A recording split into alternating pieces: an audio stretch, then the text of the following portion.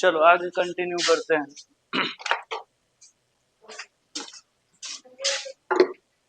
Charging by induction हम लोग last topic पढ़े थे, ठीक है। उसके बाद हम कुछ क्वेश्चन प्रैक्टिस किए थे। आपको शॉर्ट में बता दें, सुनना ध्यान से। मेथड ऑफ चार्जिंग टॉपिक चल रहा था, जिसमें हम बताए थे कि कोई भी ऑब्जेक्ट को कैसे चार्ज कर सकते हैं। कोई भी ऑब्जेक्ट है, इसमें इक्वल नंबर ऑफ इलेक्ट्रॉन और प्रोटॉन रहता है, तो शुरू में यह न्यूट्रल होता है, ठीक है। अगर किसी तरीके से हम इलेक्ट्रॉन या प्रोटॉन का संख्या को ज्यादा या कम कर दे, ठीक है, तो यह बॉडी चार्ज हो जाएगा। वैसे हम प्रोटॉन की संख्या को ज्यादा या कम नहीं कर सकते हैं जनरली। क्यों? क्योंकि प्रोटॉन न्यूक्लियस में होता है और इसको निकालना या ऐड करना बड़ा मुश्किल बात है। इसलिए हम लोग इलेक्ट्रॉन को निकालते हैं या इलेक्ट्रॉन को डालकर चार्ज कर सकते हैं, ठीक है।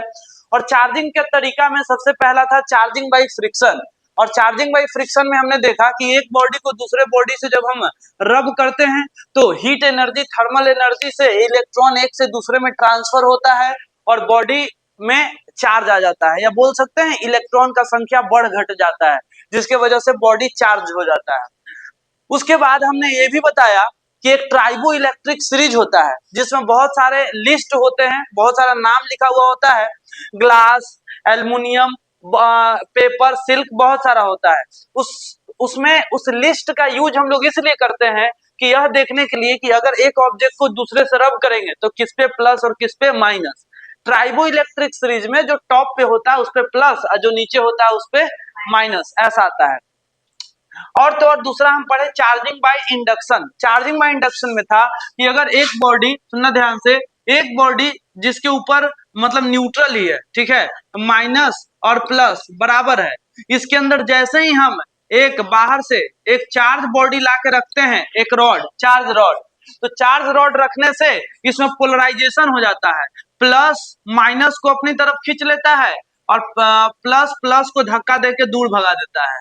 इसको बोलते हैं पोलराइजेशन होना। और जब पोलराइजेशन हो जाता है तो इसके बाद हम अर्थिंग दे देते हैं। अब प्लस चार्ज से अर्थिंग दे दो या माइनस से दे दो। वैसे अर्थिंग हम लोग डायग्राम में बनाए थे, प्लस से जब अर्थिंग देते हैं यहाँ पे तो सारा जो अर्थ से इलेक्ट्रॉन आके इसको न्यूट्रल कर देता है, ठीक है, यहाँ से न्यूट्रल कर देता है और बॉडी पे सिर्फ और सिर्फ पॉजिटिव चार्ज बचता है। इस प्रक्रिया को बोलते हैं चार्जिंग बाय इंडक्शन, ठीक है। आखिरी तरीका है चार्जिंग का और जिसको बोलते हैं चार्जिंग बाय कंडक्शन, ठीक है। चार्जिंग बाय कंडक्शन वही हमारा हेडिंग होगा, चार्जिंग बाय कंडक्शन। ध्यान देंगे तो यहाँ पे हम लिखते हैं charging by conduction, charging by conduction. ध्यान देना, देखो चार्जिंग बाय कंडक्शन क्या है। चार्जिंग का ऐसा प्रक्रिया जिसमें एक ऑब्जेक्ट को दूसरे ऑब्जेक्ट से टच करवाते हैं। ये मान लो कि चार्ज नहीं है और ये चार्ज है, टच करा दिए, इसके ऊपर भी चार्ज आ गया, तब इसको कहते हैं चार्जिंग बाय कंडक्शन। कंडक्शन का मतलब हो गया टच करवा के। तो इसमें सबसे पहला पॉइंट ये आएगा कि charging, charging of body, charging of body by, charging of body by, charging of body by कैसा body, charging of neutral body, ठीक है, charging of neutral body by actual contact, by actual contact of charge body. समझ आ रहा बात कि अगर कोई बॉडी न्यूट्रल है उसको आपको चार्ज करना है, ठीक है। ये मान लो कि न्यूट्रल बॉडी, ठीक है, ये हमारा न्यूट्रल बॉडी है, न्यूट्रल बॉडी है। और यहाँ पे एक हम इस प्रकार से हम एक रॉड लगाए और इस पे हम चार्ज दिए ऐसे, और हम देखते हैं कि ये स्फीयर पूरा का पूरा चार्ज हो गया ऐसे। ये होता है तरीका चार्जिंग बाय कंडक्शन में जनरली, ठीक है। हाँ, इसमें आप एक बात का ध्यान रखेंगे कि ऐसे भी किया जा सकता है, ठीक है, ऐसे भी किया जा सकता है एल्सो। ध्यान देना, चार्जिंग बाय कंडक्शन का बेसिक एग्जांपल है। थोड़ा सा एक स्टेप आगे जाके देखो तो आप ऐसे बोल सकते हैं कि देखो एक स्फीयर है, गोला है, और इस पे चार्ज है Q1, एक गोला है, इस पे चार्ज है Q2। मतलब ये थोड़ा बड़ा या छोटा गोला बना लेते हैं, इससे अलग दिखाने के लिए छोटा बना लिए। और इस पे चार्ज है Q2, मतलब पहले से इस पे भी चार्ज है और पहले से इस पे भी चार्ज है, ठीक है। हाँ, और दोनों गोला ऐसा बना हुआ है, हमने क्या किया, एक तार लिया और दोनों को टच करवा दिया, ध्यान देना, दोनों को टच करवा दिया ऐसे। एक वायर है, कैसा वायर है, conducting wire, conducting wire, conducting wire, conducting wire से हमने दोनों को टच करवा दिया। तो टच करवाने के बाद क्या होगा सर, चार्जिंग बाई कंडक्शन, तो आप बोले थे न्यूट्रल से, न्यूट्रल चीज में चार्ज बॉडी को टच करवाते हैं तो ये भी चार्ज हो जाता है। लेकिन इतना ही नहीं है, एक स्टेप आगे जाके देखेंगे तो दो चार्ज बॉडी है, ये भी पहले से चार्ज है, इस पे भी पहले से चार्ज है, टच करवाएंगे तो टच करवाने के बाद दोनों पे चार्ज बदल जाएगा। कैसे बदलेगा, मान के चलो इस पे 10 कूलम है, इस पे 50 कूलम है, तो 50 और 10 टोटल कितना कूलम हुआ, 60। अब टच करवा दिए, टच करवा के तार को कट कर दो, टच करवाओ और तार को कट कर दो, तो देखोगे कि चार्ज बट गया है। इस पे 10 है तो हो सकता है 10 से 40 हो गया होगा, और इस पे जितना भी है 30 हो गया होगा, यानी कि ओवरऑल जोड़ने पे जितना पहले है उतना ही बाद में आएगा। 60 आ रहा था तो 60, 70 आ रहा है तो 70, यानी कि पॉइंट इज दैट कि इस पे जो चार्ज है, इस पे जो चार्ज है वो Q1 से हो जाएगा Q1 डैश, कितना हो जाएगा, और इस पे जो चार्ज है, इस पे जो चार्ज है वो कितना हो जाएगा बताओ, Q2 डैश। अभी Q1 डैश और Q2 डैश हम लोग निकालने के लिए अभी सीखेंगे, ठीक है। अच्छा, आपको ध्यान देना कि इस रेडियस का अंदाजा आपको होना चाहिए। इसका रेडियस R1 है और इसका अलग रेडियस R2, यानी कि इसका रेडियस आपको पता होना चाहिए। खैर, Q1 और R1 दो चीजों के बारे में जानकारी होना चाहिए। खैर, आगे देखते हैं कि सर एक ऐसा प्रक्रिया में हम किसको चार्ज कर सकते हैं, कंडक्टर को कि इंसुलेटर को। सर ये जो बॉल बनाए हैं, ये बॉल क्या चीज का है, प्लास्टिक का बॉल है कि कोई मेटल का बॉल है कि लोहा का बॉल है, क्या है, ठीक है। तो आपको बता दे, कंडक्शन और कंडक्टर नाम मिलता जुलता है, इसीलिए आप समझ जाना पहले ही कि चार्जिंग बाई कंडक्शन से सिर्फ और सिर्फ कंडक्टर को चार्ज कर सकते हैं। किसको, लाइक मेटालिक ऑब्जेक्ट को चार्ज किया जा सकता है। तो चार्जिंग बाई कंडक्शन से आप सोचेंगे कि प्लास्टिक को हम चार्ज कर दे, तो ऐसा पॉसिबल नहीं है, ठीक है। चार्जिंग बाई कंडक्शन से सिर्फ और सिर्फ किसको चार्ज करते हैं, कंडक्टर को। तो यहाँ पे लिखेंगे चार्जिंग बाई कंडक्शन के कुछ इंपॉर्टेंट पॉइंट, ध्यान देना, कुछ इंपॉर्टेंट पॉइंट में सबसे पहला इसमें यह आएगा कि चार्जिंग बाई कंडक्शन किसके लिए है, this method is only suitable for this method this method of charging this method of charging is only suitable for is only is only suitable for conductor is only suitable for conductor, ठीक है, conductor के लिए suitable है। आगे अगर देखा जाए तो और क्या बोल सकते हैं इसमें, चार्जिंग बाई कंडक्शन कंडक्टर के लिए है, और दूसरा बात ही है in this method contact is necessary, contact is necessary, बिना कांटेक्ट के चार्जिंग बाई कंडक्शन नहीं हो सकता है। दो इंपॉर्टेंट पॉइंट। और तीसरा कि सर चार्ज जो है Q1 से Q1 डैश हो रहा है, ठीक है, तो आफ्टर कंडक्शन, कंडक्शन के बाद चार्ज सर बट जा रहा है, मतलब इधर उधर बढ़ रहा है, घट रहा है, कैसे होता है, यहाँ पे हम बोलेंगे कि charge distributed in the ratio of their radius. सबसे इंपॉर्टेंट पॉइंट यही है न्यूमेरिकल के लिए। बोर्ड्स के अलावा इतना पॉइंट ठीक है, लेकिन अगर आप बोर्ड से आगे जाएंगे, न्यूमेरिकल पॉइंट ऑफ व्यू से सोचेंगे, तो charge distributed in the ratio of their radius, ठीक है। अच्छा, अब इसको कैसे समझा जाए भाई, अब यहीं से न्यूमेरिकल वाला पार्ट है, मतलब है आप ऐसे समझेंगे कि चार्ज जो है ना, ध्यान देना, चार्ज वो डायरेक्टली प्रोपोर्शनल होता है रेडियस के। ऐसे क्यों सर, जितना बड़ा रेडियस उस पे उतना ज्यादा चार्ज, हम ऐसा ज्यूम कर रहे हैं, या इसको और थोड़ा सा सिंपल बना के समझाते हैं, रुक जाओ, डायरेक्ट हम लिख देते हैं, ये वाला बात को एक्सप्लेन करेंगे, लेकिन डायरेक्ट जो लिखा हुआ है इसको देखो, charge distributed in the ratio of their radius, मतलब है, सुनना, Q1 बाई Q2 बराबर R1 बाई R2,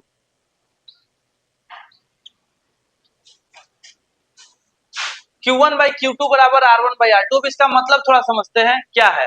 अब एक हम नॉर्मल सा सवाल लेते हैं, ठीक है, क्वेश्चन लेते हैं, ध्यान देना।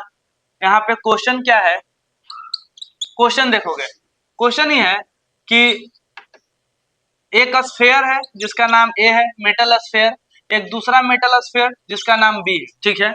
इस पे पहले से चार्ज जो है मान लेते हैं 50 कूलम का है, और इस पे पहले से चार्ज है 10 कूलम का, तो 50 और 10 60 कूलम हो गया टोटल, ठीक है।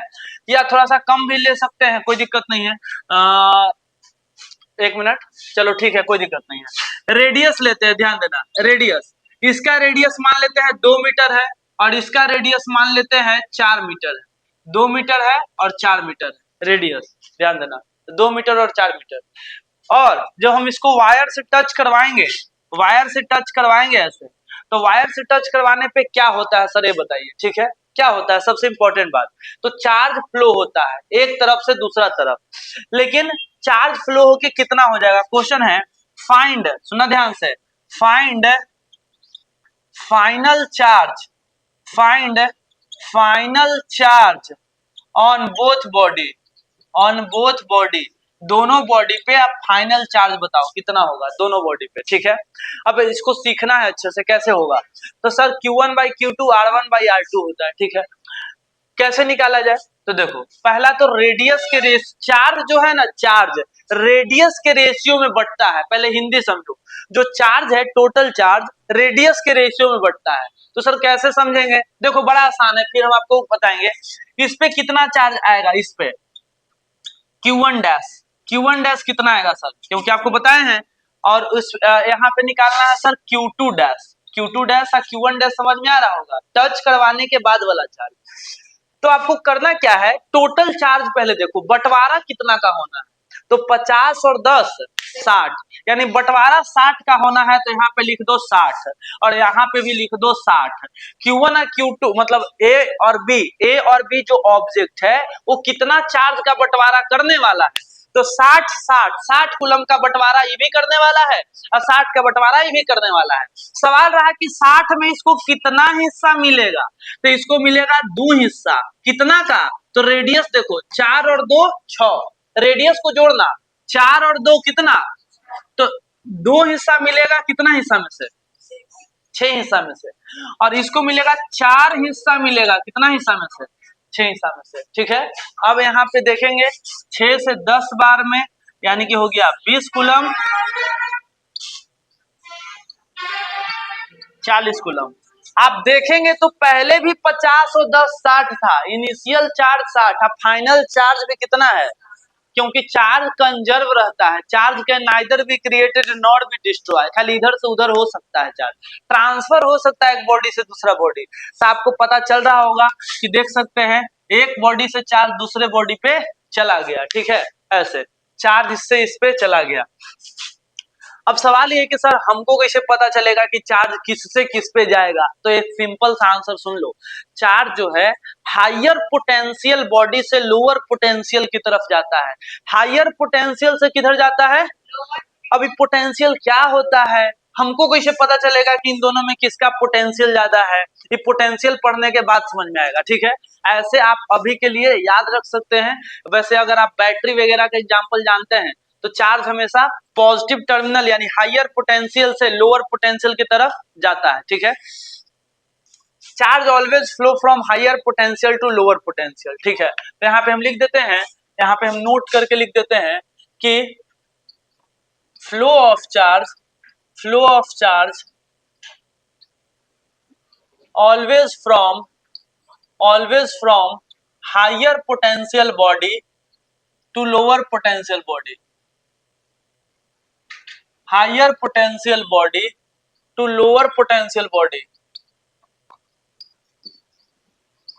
lower potential body, ठीक है। अच्छा, ये तो हो गया। अब ऐसे सवाल ये है कि सर कब तक चार्ज फ्लो होता रहेगा, तो इसका आंसर है, सुनना ध्यान से, आपको इसमें क्या दिख रहा है पहले समझो, कि इस पे 50 था, इस पे 10 था, इस पे कम हो गया, और इस पे क्या हो गया, ज्यादा, यानी कि पहले इस पे ज्यादा पोटेंशियल होगा ना, इसका पोटेंशियल ज्यादा होगा तभी तो चार्ज देने से होने गया, ठीक है। सवाल ये है कि पोटेंशियल कब मतलब चार्ज कब तक फ्लो करेगा, तो इसका आंसर बड़ा सिंपल है, देख लो। इसका आंसर बड़ा सिंपल है कि मान के चलते हैं, ऐसे समझ लेना कि एक ढलान है, ठीक है, और इधर से पानी आ रहा है, इधर से पानी बह के आ रहा है, तो पानी कब तक इधर गिरेगा ये बताओ। पानी क्यों गिरेगा पहले बताओ, पानी क्यों इधर जाएगा, तो आपको बोलना है पोटेंशियल का डिफरेंस है। पोटेंशियल मतलब देखो यहाँ पे हाइट ज्यादा है, यहाँ पे हाइट कम है, तो पोटेंशियल का डिफरेंस होने की वजह से, मतलब जो हाइट का डिफरेंस होने की वजह से, ऐसा समझ लो पानी फ्लो करेगा करेगा करेगा करेगा फ्लो। कब तक पानी फ्लो करेगा, जब तक जो है ना पानी यहाँ तक न भर जाए। बोलो, अगर पानी जो है पूरा भर जाएगा तो पानी फ्लो करना बंद कर जाएगा। यही होता है चार्ज के साथ। पहले इसका ज्यादा पोटेंशियल था, इसका कम पोटेंशियल था, चार्ज फ्लो कर रहा है कर रहा है कर रहा है, कब तक करेगा, जब तक दोनों का पोटेंशियल बराबर ना हो जाए। क्या ना हो जाए, अगर दो वस्तु का पोटेंशियल बराबर हो गया तब चार्ज फ्लो नहीं करेगा, ठीक है। जब दो बॉडी का पोटेंशियल बराबर हो गया तो चार्ज फ्लो, तो क्या सर इसके बाद टच कर दिए तो फ्लो करता रहेगा, जैसे ही पोटेंशियल बराबर हुआ रुक जाएगा, फ्लो खत्म। तो कब रुकेगा, इस पे 40 कूलम का चार्ज आ जाएगा और इस पे 20 कूलम का चार्ज आ जाएगा, उस समय दोनों का पोटेंशियल बराबर और चार्ज का फ्लो होना रुक गया, ठीक है। तो यहाँ पे हम इस चीज को ऐसे लिख देते हैं, ध्यान देंगे कैसे लिखेंगे कि note flow of charge always from higher potential body to lower potential body until यही होता है ना, until potential of both body, potential of both body become same.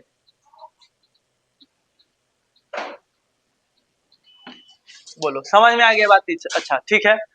अब आपको एक नॉर्मल सा सवाल देते हैं जो जनरली लोग 10th क्लास में हम लोग पढ़ा भी देते हैं, उस चीज को ध्यान देना। ऐसे ये वाला का आंसर सभी लोग देंगे, देखना ध्यान से कि एक ऑब्जेक्ट है और एक दूसरा ऑब्जेक्ट है, हाँ, लेकिन दोनों आइडेंटिकल है। दोनों ऑब्जेक्ट कैसा है, आइडेंटिकल का मतलब हो गया सब चीज सेम, ठीक है, रेडियस भी सेम, इसका भी रेडियस और इसका भी रेडियस बराबर है, साइज बराबर है, सब चीज है। और ये भी मान के चलते हैं आयरन का बॉल है और ये भी आयरन का बॉल, ठीक है, दोनों आयरन का ही बॉल है, ठीक है।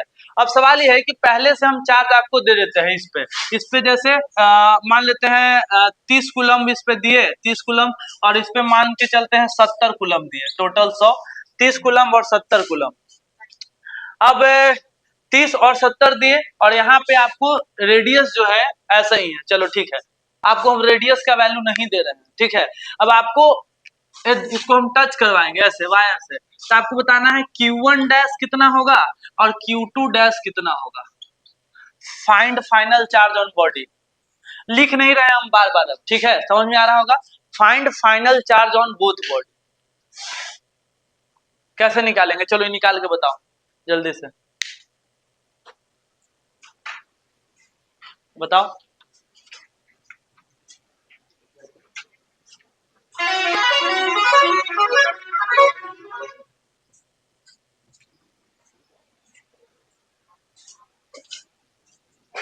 Find final charge on both body,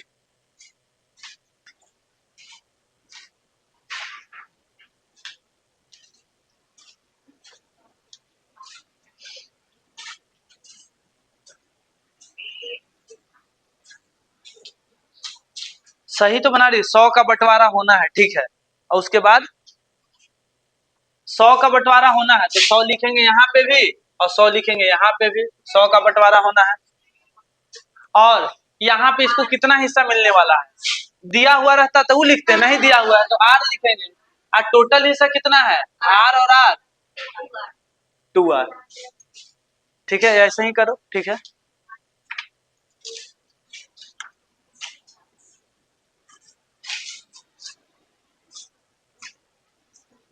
कितना कितना आएगा, नहीं आया है?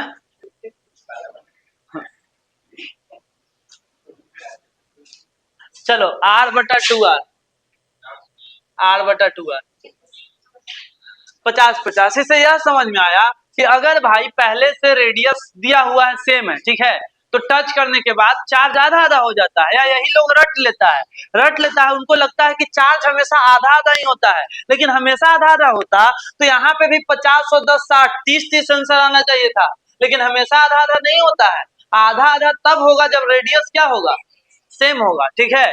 तो यहाँ पे हो जाएगा 50 कूलम और यहाँ पे भी हो जाएगा 50 कूलम। सिर्फ यहाँ पे हम लिख सकते हैं नोट में,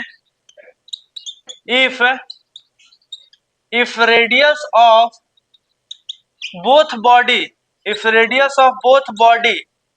is same, if radius of both body is same, then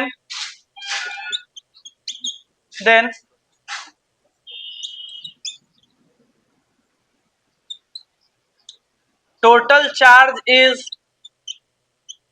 equally distributed. हाँ, if radius of both body is same, then total charge is equally distributed. ये हो गया।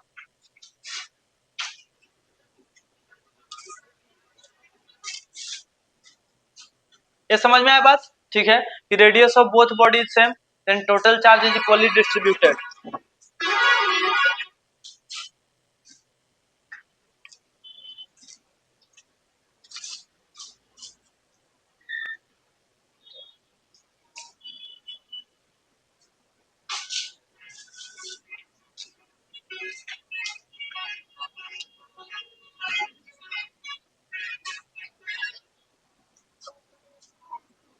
पढ़ना पड़ेगा पहले इलेक्ट्रिक पोटेंशियल, तभी समझ में आएगा।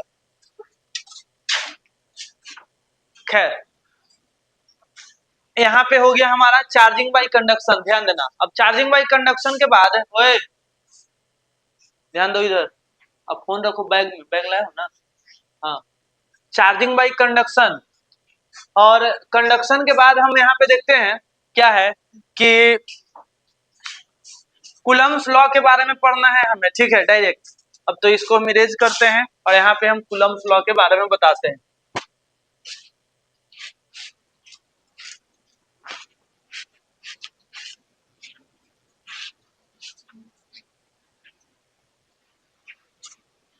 देखो कूलम्स लॉ क्या है, पहली बात समझेंगे। चार्ज के बारे में हम लोग अभी तक पढ़ रहे हैं, ठीक है।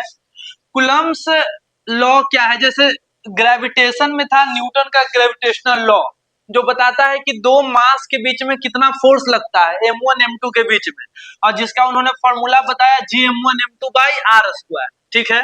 वैसे ही यहाँ पे हम लोग देखते हैं कि दो चार्ज के बीच में कितना फोर्स लगता है।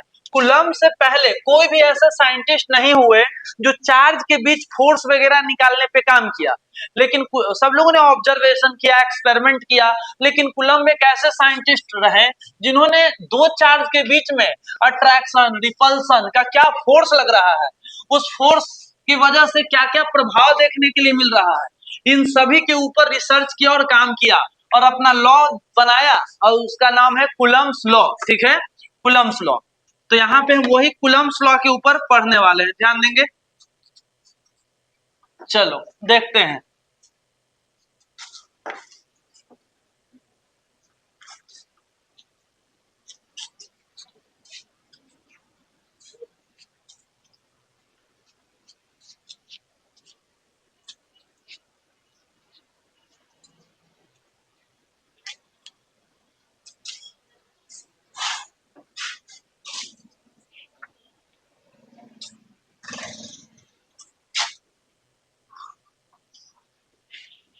चलो ध्यान देंगे, हेडिंग डालते हैं हम कूलम्ब्स लॉ, ठीक है।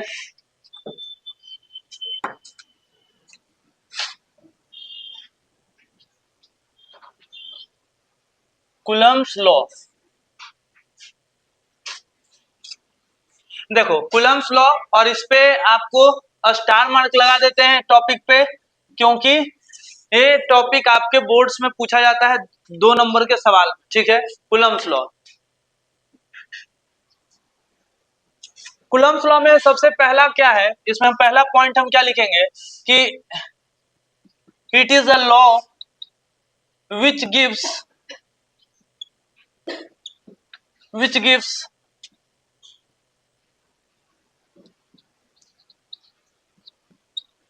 relation about the force acting between two charge, force acting between two charge and the magnitude of charge,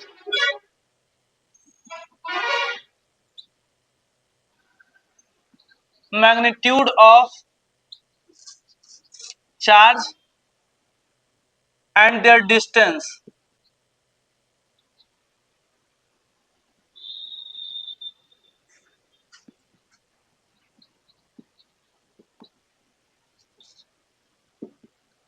सबसे पहले हम कुछ नया बात नहीं लिखे, हम लोगों ने क्या लिखा कि कूलम्स लॉ आखिर है क्या, क्या बताता है।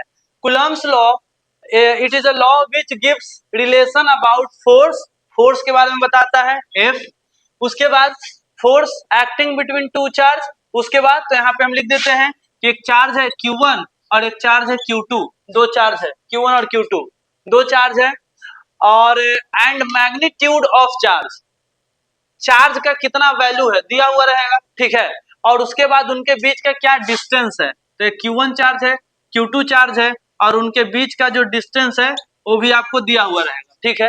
अब इनके बीच क्या फोर्स लग रहा है, आप प्लस या माइनस कुछ भी मान सकते हैं, हम बेसिकली प्लस और इसको माइनस मान लेते हैं, प्लस एक माइनस, तो प्लस वाला माइनस को अपनी तरफ अट्रैक्ट करेगा ऐसे, और माइनस वाला प्लस को अपनी तरफ अट्रैक्ट करेगा ऐसे।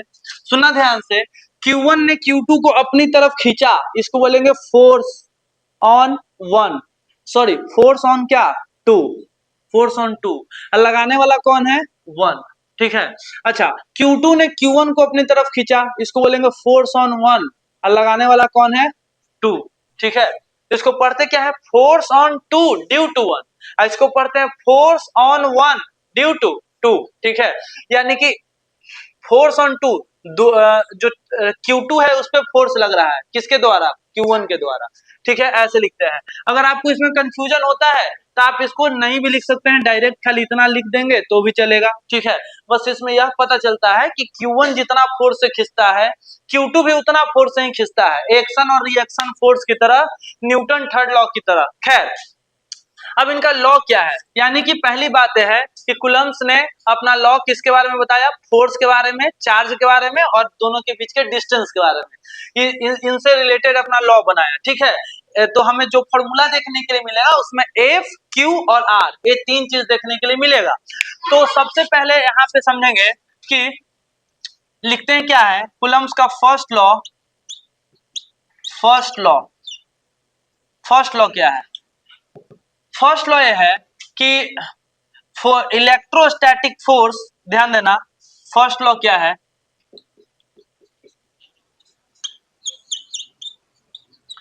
इलेक्ट्रोस्टैटिक फोर्स ऑफ अट्रैक्शन और repulsion, electrostatic force of attraction और रिपल्सन acting between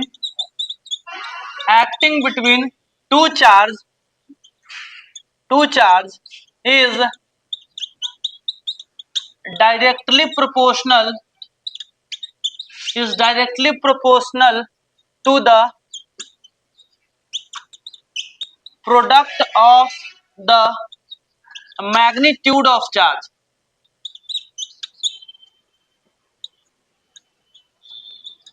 ए है, ध्यान देना। अब इतना लंबा चौड़ा स्टेटमेंट लिखने का सिंपल मतलब ही है कि दो चार्ज के बीच में जो फोर्स लग रहा है, दो चार्ज के बीच में जो फोर्स लग रहा है, इलेक्ट्रोस्टैटिक फोर्स, पहला तो इसको बोलते हैं इलेक्ट्रोस्टैटिक फोर्स, ठीक है, ऑफ अट्रैक्शन या रिपल्सन, चाहे खींचने वाला फोर्स हो चाहे धक्का देने वाला फोर्स हो, कोई भी हो, इलेक्ट्रोस्टैटिक फोर्स ऑफ अट्रैक्शन और repulsion acting between two charge, ठीक है। वो फोर्स किसके प्रोपोर्शनल होता है, directly proportional to the product of the magnitude of charge. इसका मतलब ये हुआ कि जो फोर्स है, इनके बीच में जो फोर्स लग रहा है, फोर्स ये डायरेक्टली प्रोपोर्शनल है, मतलब कुछ यूं लिख सकते हैं कि जो फोर्स है वो डायरेक्टली प्रोपोर्शनल है Q1 into Q2, Q1 into Q2, Q1 into Q2 जब लोगे तो इसका माइनस प्लस नहीं लेना है, मैग्नीट्यूड लेके ध्यान में लेके चलना है, ठीक है। हाँ, Q1 गुने Q2 का वैल्यू देखेंगे, ठीक है। हाँ, ये इसको हमने लिखा इक्वेशन 1, ठीक है। उसके बाद यहाँ पे इनका आया सेकेंड लॉ, यहाँ पे हम लिख सकते हैं इसी में सेकेंड लॉ। सेकेंड लॉ हम कैसे लिख सकते हैं, ध्यान देना। सेकेंड लॉ में डिस्टेंस के बारे में वही वाला बात है, बिल्कुल आसान है। सेकेंड लॉ में लिखेंगे कि इलेक्ट्रोस्टैटिक फोर्स ऑफ, वही वाला लाइन चिपकाओ, अट्रैक्शन और रिपल्सन। देखो, आप जब इतना सही ढंग से लिखते हो ना तो फुल में फुल नंबर मिलता है। एक लाइन में लिखेंगे force directly proportional Q1 Q2, वो इस तरीके से लिखा हुआ है, ठीक है। तो आपको हम जानबूझ के कोशिश कर रहे हैं कि आपको थ्योरी लिखना सिखाएं जब भी हम कोई भी कॉन्सेप्ट पढ़ा रहे हैं। तो इलेक्ट्रोस्टैटिक फोर्स ऑफ अट्रैक्शन और repulsion acting between two charge is inversely proportional to the square of their distance between them.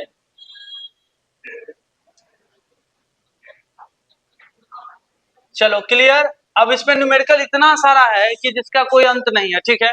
हम लोग बनाएंगे भी अच्छे अच्छे न्यूमेरिकल, लेकिन यहाँ पे इनका साफ सीधी बात है कि अगर दो चार्ज के बीच में डिस्टेंस r है तो इनके बीच में लगने वाला जो इलेक्ट्रोस्टैटिक फोर्स है वो inversely proportional to r square होने वाला है, ठीक है। और इसको हम इक्वेशन 2 लिखते हैं, ध्यान देना, इसको इक्वेशन 2। और यहाँ पे हम लिखेंगे कि from equation 1 and 2, equation 1 and 2 से अगर चले तो फोर्स डायरेक्टली प्रोपोर्शनल इसमें है Q1 इंटू Q2 का मैग्नीट्यूड, और इसके बाद जो है ध्यान देना इसमें जो है हाँ फोर्स डायरेक्टली प्रोपोर्शनल 1/r²। अब दोनों को मिला देंगे तो यहाँ पे हो जाएगा फोर्स डायरेक्टली प्रोपोर्शनल Q1 गुने Q2/r², ठीक है। अब यहाँ से सभी लोग एकदम ध्यान से समझते हुए चलना यहाँ से, क्योंकि यहाँ से पहले फोर्स का यहीं से सारा फॉर्मूला बनना स्टार्ट होगा। पूरे 12th क्लास में आपके पास इतना फॉर्मूला होगा कि आपको उसमें लगेगा कि हम याद क्या करें और क्या छोड़े। इसीलिए जब भी फॉर्मूला आए आप प्रोसेस पे ध्यान देना, फॉर्मूला आ कहां से रहा है, ठीक है। तो ये हो गया। उसके बाद फोर्स प्रोपोर्शनल को हटाते हैं और यहाँ पे कांस्टेंट देते हैं। यहाँ से बहुत सारा सवाल बनेगा, इसीलिए बोल रहे हैं कि 1 मिनट ध्यान से सुनो।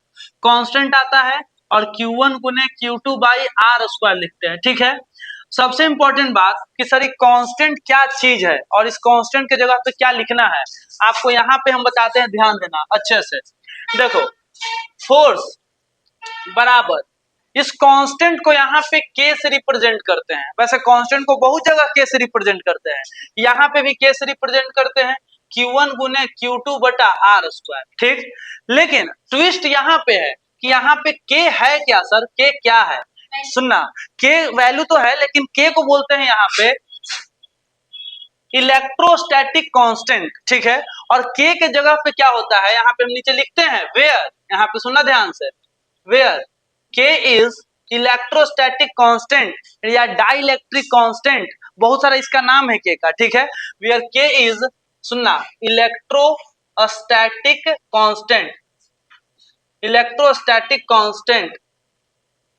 कांस्टेंट also known as, इसका एक और नाम क्या है बताओ, डाई इलेक्ट्रिक कांस्टेंट।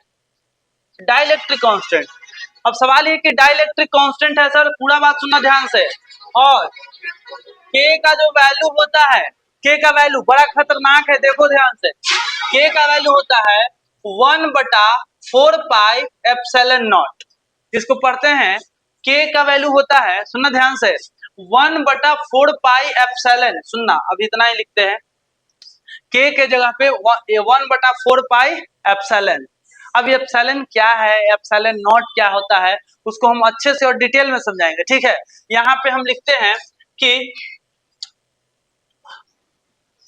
F बराबर, अब k के जगह पे भरो 1/4πε0, ये एप्सिलॉन पे हम टॉपिक पढ़ाएंगे, व्हाट इज एप्सिलॉन, एप्सिलॉन क्या होता है, इसको पढ़ते क्या है, क्या यूज है, न्यूमेरिकल कैसा आता है, सारा कुछ बताएंगे।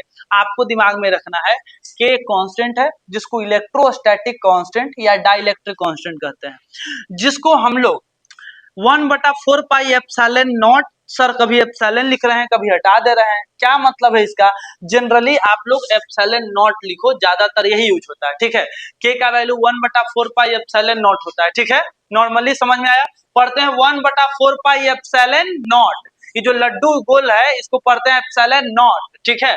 अच्छा, और 1/4 पाई एप्सिलॉन नॉट, और यहाँ पे क्या हो गया बोलो, Q1 गुने Q2 बटा आर स्क्वायर, ये हो गया, ये हो गया। और यहाँ पे इसको ऐसे हम लोग घेर सकते हैं, ऐसे इलेक्ट्रोस्टैटिक फोर्स। यहाँ पे आप ये भी बोल सकते हैं कि सर एफ क्या है, यहाँ पे ऐसे लिख देना वेयर एफ, तो बोलेगा एफ क्या है, तो आप बोलना एफ है इलेक्ट्रोस्टैटिक फोर्स, एफ क्या है, इसी फोर्स को बोलते हैं कूलम्ब फोर्स, क्या बोलते हैं, कूलम्ब फोर्स, ठीक है।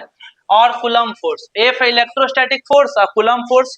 Q1 और Q2 के बारे में आपको आइडिया पहले से ही है, Q1 और Q2 क्या है, इलेक्ट्रिक चार्ज, क्या है, इलेक्ट्रिक चार्ज। ध्यान देना, पूरे फिजिक्स में जब भी आप आंसर लिखो और फॉर्मूला आए तो लास्ट में जरूर लिखो वेयर क्या क्या है, इससे आपका पेज भी थोड़ा बढ़ेगा, आंसर भी बड़ा दिखेगा और आपका रिप्रेजेंटेशन भी अच्छा होगा, ये ध्यान रखना हमेशा। और यहाँ पे आर क्या है बताओ, आर है उन दोनों के बाद, आर है सेंट्रल डिस्टेंस, आर को बोलते हैं सेंट्रल डिस्टेंस, यानी कि सेंटर से सेंटर का दूरी, इससे इसके सेंटर का दूरी, ठीक है।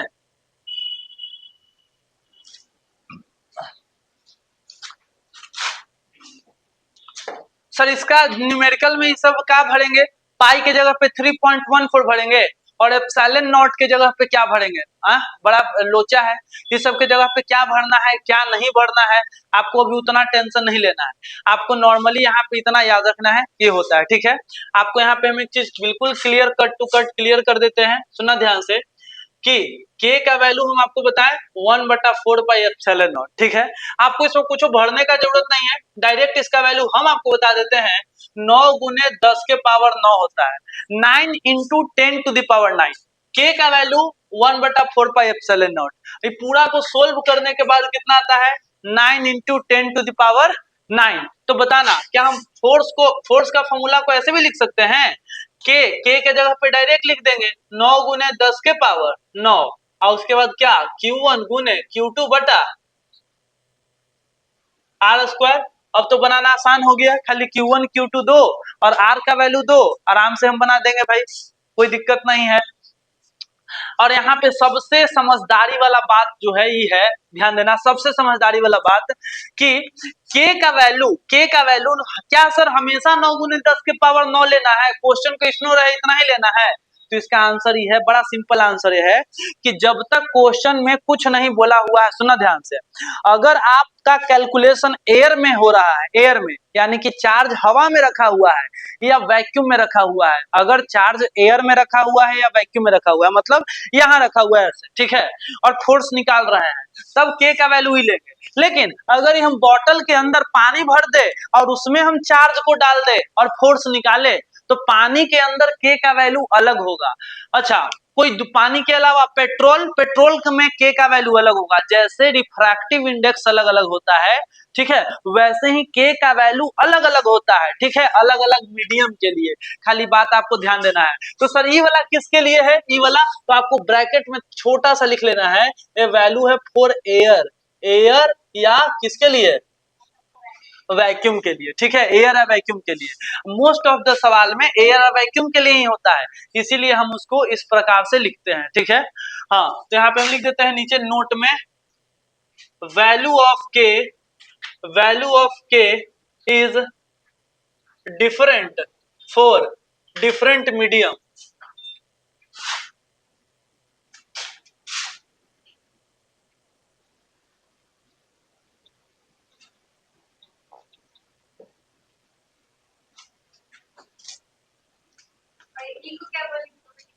एप्सिलॉन नॉट, इसको इलेक्ट्रोस्टैटिक कांस्टेंट ही लिखो, डाइलेक्ट्रिक कांस्टेंट क्या होता है उसको हम बताएंगे, ठीक है। इसको खाली अभी रहने दो। डाइलेक्ट्रिक कांस्टेंट एयर के लिए और वाटर के लिए, सब के लिए क्या होता है, इसको ऐसे ही रहने दो। के इज इलेक्ट्रोस्टैटिक कांस्टेंट, जिसका वैल्यू होता है 1/4πε0।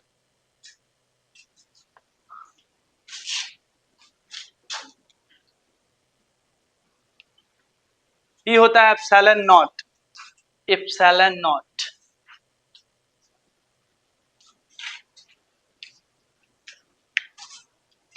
देखो कूलम्ब्स लॉ में अब यहां से आपको थोड़ा सा ध्यान जो है ज्यादा देने का जरूरत है, ठीक है। नेक्स्ट क्लास में हम लोग इसमें बताएंगे। वैसे यहाँ पे एक दो क्वेश्चन हम नॉर्मली पूछ लेते हैं, ठीक है। इससे देखो क्वेश्चन, क्वेश्चन नंबर पहला ये है, ध्यान देना कि दो चार्ज है, ध्यान देना कैसा चार्ज है, कैसा भी चार्ज है, Q1 है और Q2 है। पहले एक इंपॉर्टेंट पॉइंट ही है, इंपॉर्टेंट नोट में ही लिखवा रहे हैं ना, तो चलो नोट में एक और बात लिखवा देते हैं। देखो Q1 Q2 है और दोनों के बीच का डिस्टेंस R है, ठीक है। ऐसे अब आपको पहले से लिखवा दिए हैं कि force directly proportional Q1 Q2 है। अब इसका क्या मतलब होता है वो हम समझाने का कोशिश करते हैं। ध्यान देना कि देखो force directly proportional Q1 Q2 का मतलब, यहाँ पे Q1 है, यहाँ पे Q2 है, यहाँ पे हम वैल्यू लिखते हैं। देखो यहाँ पे 10 कूलम है और यहाँ पे 5 कूलम है, ठीक है। यहाँ पे 10 कूलम है और यहाँ पे 5 कूलम है, ठीक है। नॉर्मली तो इनके बीच में फोर्स लग रहा होगा, कैसा भी फोर्स, मान लेते हैं ये प्लस और यह प्लस है, तो दोनों एक दूसरे को धक्का दे रहा होगा, ये भी धक्का दे रहा होगा, ये भी धक्का दे रहा होगा, ठीक है। कितना फोर्स से धक्का दे रहा होगा सर, हमें नहीं पता, अभी के लिए लिख लो F। कितना फोर्स से धक्का दे रहा होगा F, लेकिन दोनों तरफ बराबर होता है। अब सवाल ये है, सुनना, जितना हम बता रहे हैं कि हमने क्या किया कि दूरी को हमने चेंज नहीं किया, दूरी को उतना ही रहने दिया, ठीक है। और सर किए क्या, तो Q1 और Q2 का जो चार्ज है वो हमने बदल दिया। 10 कूलम से इसको हम किसी तरीके से हम कर दिए, मान लेते हैं 50 कूलम। कितना कूलम, 50 कूलम। और 5 कूलम वाले को किसी तरीके से, ध्यान देना, 10 मतलब दुगना कर दिया। और क्या, एक सेकंड रुक जाओ, Q1 गुने Q2, रुक जाओ, चलो ठीक है, अपने मन से कोई वैल्यू बोलो, 50, ठीक है, 50 कूलम कर दिए और इसका इसका थोड़ा सा घटा दिए, मान लेते हैं 2 कूलम कर दिए। कितना कूलम कर दिए, 2 कूलम। अब सवाल ये है कि सर पहले फोर्स F लग रहा था, तो अब क्या होगा, तो सुनना, अब क्या होगा कि भी प्लस ए भी प्लस है, ये धक्का देगा, ये भी इसको धक्का देगा, लेकिन क्या अभी भी पहले जितना फोर्स से धक्का देगा कि उससे कम कि उससे ज्यादा, ये बताना है। तो इसका आंसर बड़ा सिंपल है, ऐसे समझो कि दूरी तो उतना ही है, दूरी नहीं बदला है। तो आपको एक चीज बताया गया है, फोर्स डायरेक्टली प्रोपोर्शनल Q1 गुने Q2। लोग लिखने को 1000 बार लिख देगा, इसका अंदर दिमाग में डालना थोड़ा सा मुश्किल है। मुश्किल ऐसा है कि आप इसको चुटकी भर में समझ सकते हैं। सुनो, Q1 गुने Q2 मतलब Q1 गुने Q2 जितना गुना होगा, फोर्स भी उतना गुना होगा। F डायरेक्टली प्रोपोर्शनल Q1 गुने Q2, Q1 Q2 का जो गुना का जो आंसर है वो जितना ज्यादा बढ़ेगा, जितना गुना बढ़ेगा, फोर्स उतना गुना बढ़ेगा। तो Q1 गुने Q2 करके देखो, यहाँ पे Q1 गुना Q2 करके देखो, तो Q1 गुना Q2 10 × 50 आ रहा है, कितना आ रहा है, और यहाँ पे Q1 गुना Q2 करके देखो 100 आ रहा है। तो बताओ कितना गुना बढ़ गया, 50 से 100, 2 गुना, 2 गुना बढ़ा, तो फोर्स भी 2 गुना बढ़ जाएगा। पहले फोर्स F लग रहा था, तो अब फोर्स कितना लगेगा बताओ, 2F। कितना लगेगा फोर्स, 2F। कितना फोर्स लगेगा, 2F। समझ में आया बात सभी को, हाँ। लेकिन एक चीज अप्लाई तब होगा जब दूरी ना बदले, जब दूरी क्या हो, ना बदले। हाँ, तो ये लिखने के बाद फोर्स डायरेक्टली प्रोपोर्शनल Q1 गुने Q2, अब बगल में लिखना if R is equal to constant, if R is equal to constant, जब रेडियस कांस्टेंट हो, ठीक है। समझ में आया बात सभी को। अगर आपको लगता है कि सर इतना लॉजिक हमको समझ में नहीं आएगा, हमको एक फॉर्मूला बता दीजिए ताकि हम हर बार उस फॉर्मूला पे वैल्यू भर के बना सके, तो आपको डायरेक्ट ऐसे लिख लेना है। देखो ध्यान से, F डायरेक्टली प्रोपोर्शनल होता है Q1 गुना Q2 का, ठीक है। If R is equal to constant, देखो वही वाला चीज यहाँ लिख दिए। अब इसका फॉर्मूला ऐसे बनेगा, ध्यान देना, F1 बटा F2 बराबर Q1 गुने Q2 इनिशियल और Q1 गुने Q2 फाइनल। इस पे भर के देख लेना, आपका आंसर आ जाएगा। इस पे भर के देख लेना, आपका आंसर आ जाएगा। कैसे, यही वाला को यहाँ पे भर के देख लो, इसको लिख के और इसको ऐसे घेर लेना। ये तब लगाना जब रेडियस क्या हो, कांस्टेंट। अभी वाला का आंसर से इससे आ जाएगा। देखो F1 की जगह क्या भरो, F1 मतलब शुरू में कितना फोर्स लग रहा था, तो आप लिख लेना F।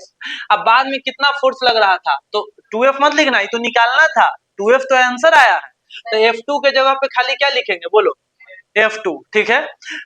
चलो F1 के जगह लिख लिए F1, आपको जैसा मर्जी, F1 के जगह F1, F2 के जगह F2, जैसा चलो। और Q1 गुना Q2 इनिशियल, तो शुरू में गुना करने पे 50 आ रहा था, और Q1 गुना Q2 फाइनल तो कितना आ रहा था, 100, तब 50 दूनी 100, तिरछा तिरछी गुना कर लो, F2 इधर और 2 इधर, तो बताओ F2 बराबर क्या हो जाएगा, 2F1, F2 बराबर, F2 इधर जाएगा और 2 इधर जाएगा, तो F2 बराबर कितना हो गया। इसका मतलब क्या है, इसका मतलब ये है F2 मतलब बाद वाला फोर्स। सर बाद वाला फोर्स जो है ना, वो 2 गुना है पहले वाले फोर्स का, 2 टाइम्स ऑफ F1, ठीक है। तो इस पे हम न्यूमेरिकल बोर्ड्स में बहुत आसान न्यूमेरिकल पूछता है, अगर आपको इतना बेसिक कमांड है तो कैसा भी न्यूमेरिकल आपसे गलत नहीं होगा। पूरे फिजिक्स में ऐसा चलेगा प्रोपोर्शनल वाला, ठीक है, तो आपको ये चीज समझना पड़ेगा। और कूलम्ब्स लॉ का सेकेंड पार्ट हम लोग कल करेंगे नेक्स्ट क्लास में, ठीक है। इस क्लास में इतना ही रहने देते हैं। सेकेंड लॉ नहीं बोले, सेकेंड क्लास, ठीक है, सेकेंड क्लास में पूरा करेंगे सेकेंड पार्ट। कूलम्ब्स लॉ पूरा कंप्लीट नहीं हुआ है ना, अभी और है इसमें, मतलब थ्योरी बता दिए हैं, अभी इसका कॉन्सेप्ट और डिस्कस करना है। आपको एग्जाम में क्या क्या आता है बता देते हैं, इस के का यूनिट पूछता है, इस एप्सिलॉन नॉट का वैल्यू पूछता है, इसका डायमेंशन पूछता है, तो सब लोग हम नेक्स्ट क्लास में निकालेंगे यूनिट डायमेंशन। यहाँ पे इनिशियल और फाइनल, Q1 गुने Q2 इनिशियल और Q1 गुने Q2 फाइनल, ठीक है। तो आज के लिए इतना ही, मिलते हैं नेक्स्ट क्लास में।